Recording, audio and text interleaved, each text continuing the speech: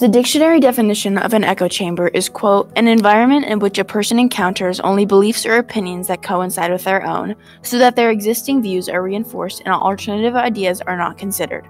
According to Edward Kessler, who wrote a paper on social media and the movement of ideas, these echo chambers form because, quote, individuals communicate their own interpretations of events and texts online, rather than rely on the accounts of their leaders, religious or political. Within a teen climate literacy report conducted by Yale University students, it was found through survey that 73% of teens say they would turn to the internet to learn more about global warming. The current lack of education on contemporary issues such as climate change creates potential for those students to form uneducated and ignorant opinions that can and will follow them into adulthood, specifically through online media.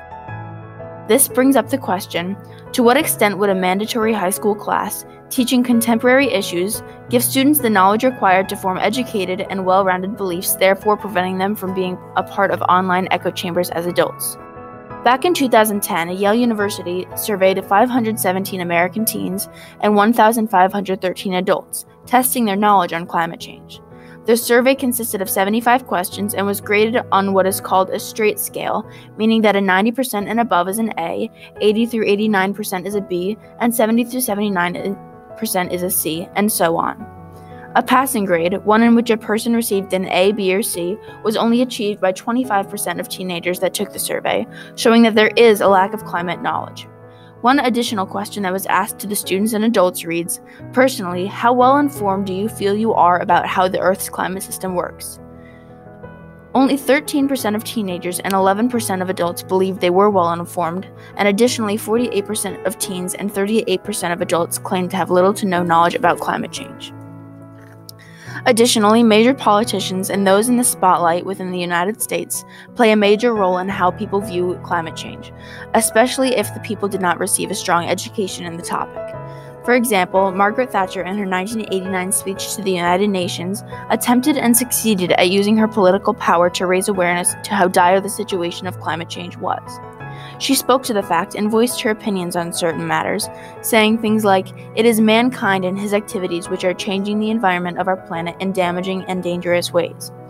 Additionally, major political leaders such as President Donald Trump influence a wide array of people, especially on the internet due to his tweets and even interviews that he partakes in.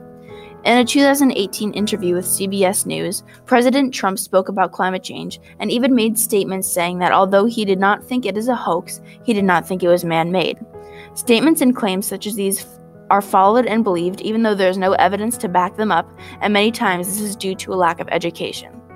Massachusetts Senator Ed Markey acknowledged that climate change was a major problem and therefore implemented the Climate Change Education Act, which would teach people of all ages about climate change if they were interested enough to reach out and partake in special classes. Although this is a step in the right direction, Markey did not mandate this act in any school systems, therefore making it partially ineffective because in many situations, teenagers and even adults do not want to learn what is important for them and their future. Senator Ed Markey was onto something with his Climate Change Education Act, but I want to take it a step further. Just like the state of New Jersey has a requirement for students to take a financial literacy class before graduating high school, I believe that it should be made a countrywide requirement to take a contemporary issues class before graduating high school.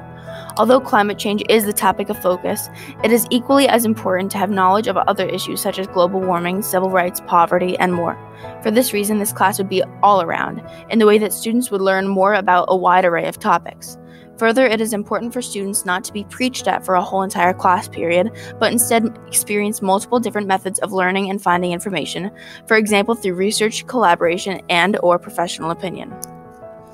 Although there are plenty of limitations that come with the solution, the lack of awareness within the area of climate change and other contemporary issues is a catastrophe and can lead to worse consequences in later years.